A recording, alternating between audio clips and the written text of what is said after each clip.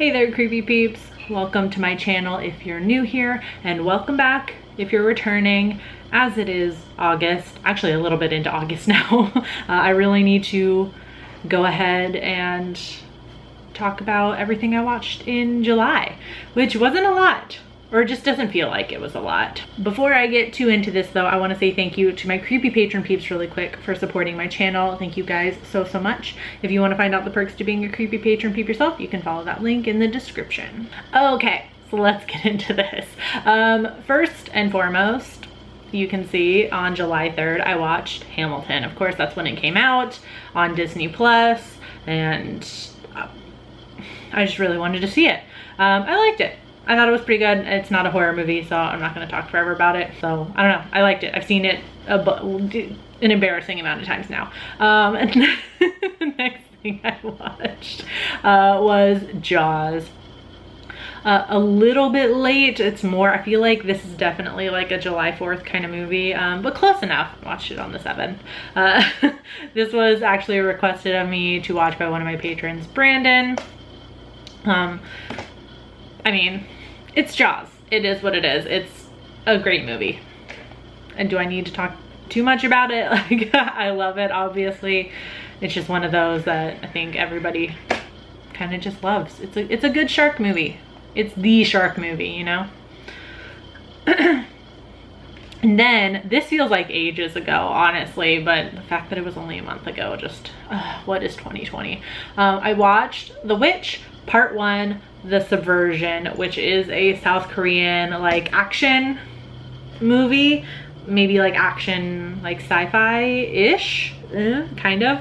About a girl who is, like, suffering from, like, amnesia or memory loss from this traumatic thing that she endured as a child, and it turns out she has powers, and the people that gave her these powers essentially are trying to come for her now, and so it's like her using her powers to defend herself, kind of. I don't want to like talk too much about it because that'd definitely give away spoilers, but me and my friend Laura, who both love South Korean entertainment, watch this. It's on Netflix. We did a Netflix party and watched it, and it was pretty good. Definitely not at all what we were expecting.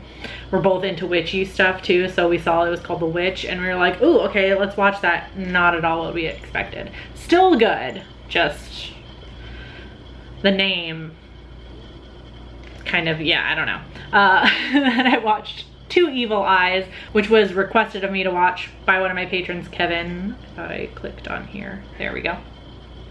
So this is a, does it classify as an anthology, I guess, if it's 2 segments?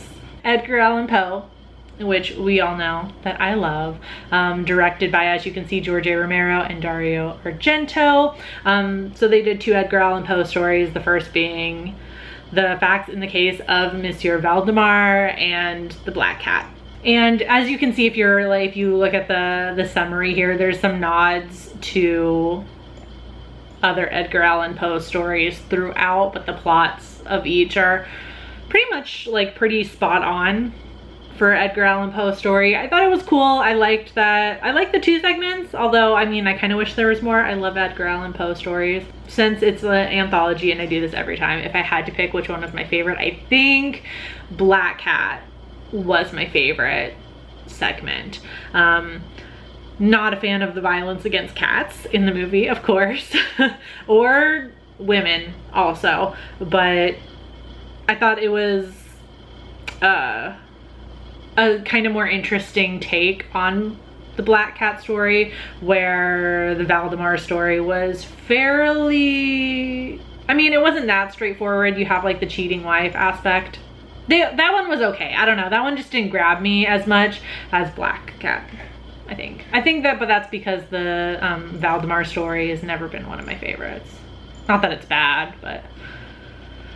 And then of course I watched Relic, which I did a review of, like a full review of. I'll link it up here if you haven't seen it yet. I really loved it.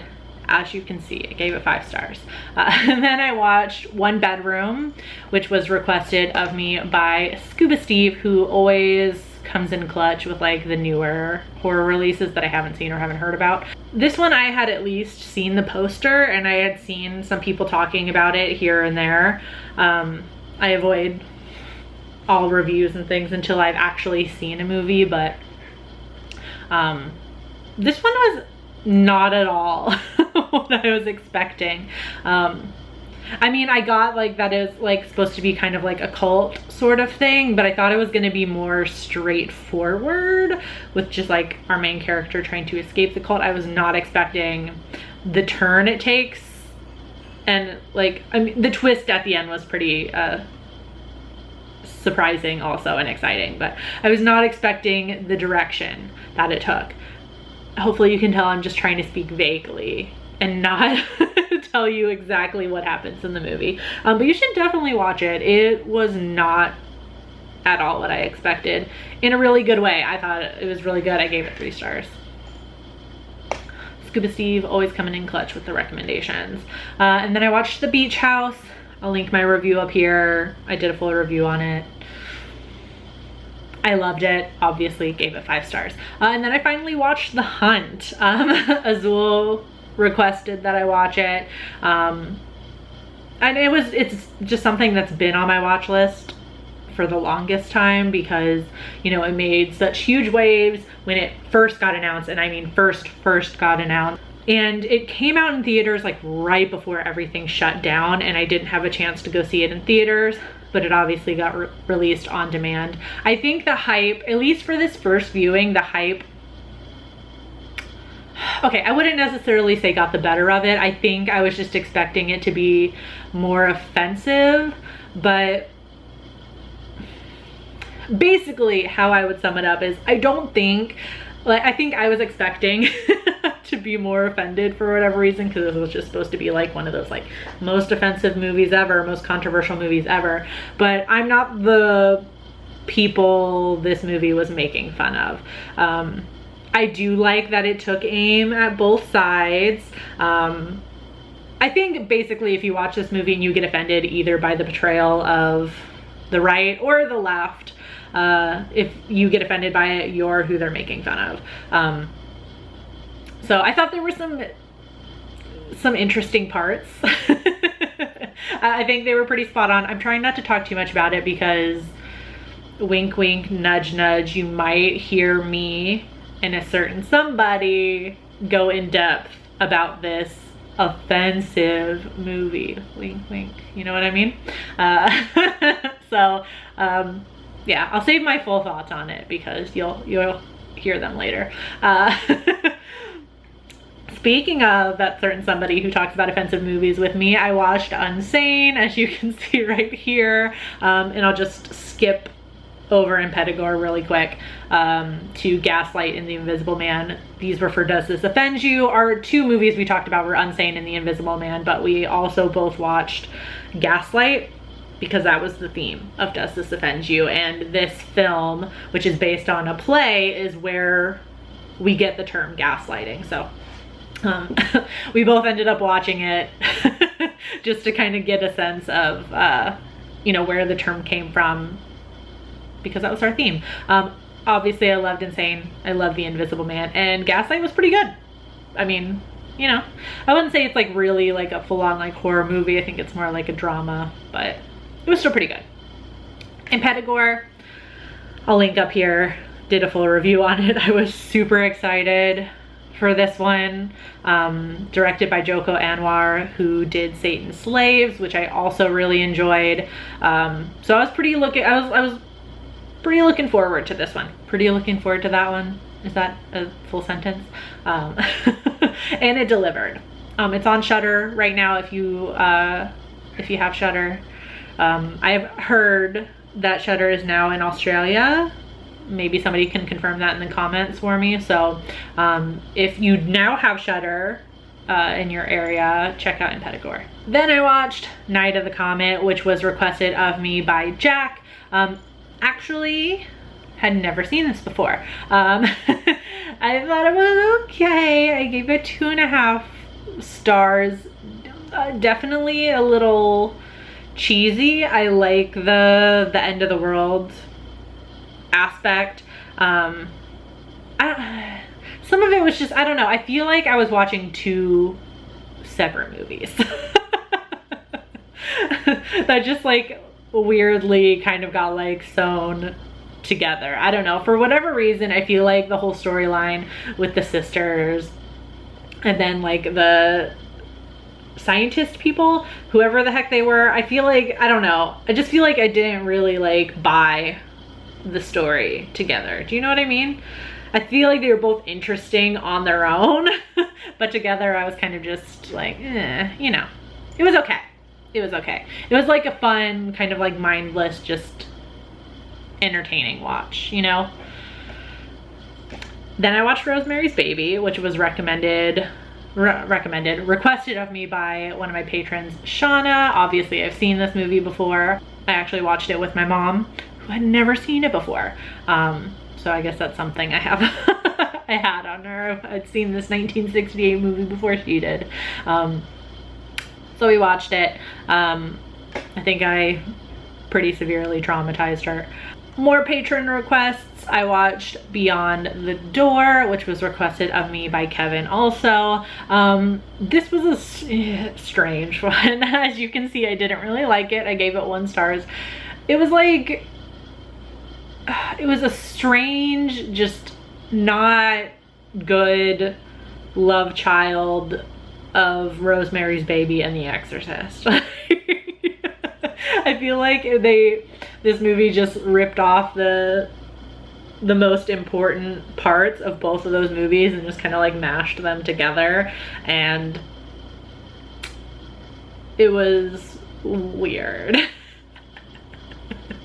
Like, I feel like in the beginning I was pretty entertained by how bad it was. Like, it almost had like a, oh, it's like a so bad it's good sort of quality to it. Like, it's weird, just weirdly bad and quirky, like almost in a Troll 2 kind of way, like almost. But then as it went on, I was just like, oh no, this isn't just like so bad it's good, it's just bad. I'm sorry, Kevin. Wasn't a fan of that one. And then Azul also recommended that, or requested I should say, that I watched Yummy, which is a trying to remember the country this came from. So this was a zombie movie that takes place at a hospital that is renowned for its, or like infamous, I should say, renowned for plastic surgery. Kind of in a hostel sort of way. Of course, it's like an Eastern European hospital, kind of out in the middle of nowhere. Looks very dingy, gross, sketchy, like Hostel. Except instead of torturing people, they're doing plastic surgery. Yeah, I feel like, I thought this was okay. Like, the zombie aspects were really fun. It was gross. I liked the practical and makeup effects. Where it fell short for me and lost some stars there was, I feel like there was something there when they started the movie about plastic surgery. I don't know what point they would have made, because they kind of just set this up and you think that they're gonna maybe say something about like plastic surgery and like how women are made to feel about their bodies, yada yada yada. I don't know what point they would have made. They set it up and they just don't go anywhere with it. Which almost begs the question, at least for me, like, why set it there anyway? Because there is something really interesting there with our main character who's going there because she wants a breast reduction, which, like, in and of itself, like, it shouldn't be that big of a deal, but it is, I guess. Like, that's something that makes you do a double take, like, what? And that's kind of like all the other characters in the movie, like, don't really understand why she wants to do that. But I mean, if you're like me, you definitely understand why somebody would want that. The back pain is killer. So I feel like there was something there and they just didn't go for it, which kind of disappointed me a little bit, I'm not gonna lie. I feel like that could have been something, but I don't know. Lastly, I watched Host which I will link up here. I did a like come with me first reaction review of it. It's like a shorter, more concise, unfriended, and with characters that aren't fucking terrible human beings. Really good. I feel like this movie is like really picking up. Like people are really like jumping on the train with this one. I think because I talked about this in my review, it's like our first like quarantine movie we got. This was completely shot in lockdown for COVID-19, so it's very topical. It's on a Zoom call. And it's, I don't know, it's just really cool. It's a quick watch. It's only 56 minutes. I know a lot of you guys have seen it already, but if you haven't already, if you have Shudder, watch it. I recommend watching it like in the dark with headphones on your laptop to kind of get the full experience, so you can pretend like you're on the Zoom call too. That kind of just adds to the watching of it, but highly recommend that one. I thought it was great. So there you have it. That's everything I watched in July. Was that short? I feel like that was short. I feel like I just didn't watch as much. I don't know. There's probably a lot of stuff I forgot to log. I'm so bad at remembering to log things, especially rewatches. Does anyone else have that problem? Like, I hope you enjoyed this video. If you did, please give it a thumbs up and subscribe if you're new here, or if you've been lurking. I see you lurkers. Become a creepy peep today. I post videos 2 times a week. Thank you so much for watching my video, whether you're subscribed or not. I'll talk to you guys very, very soon. Until then, stay strange. Bye.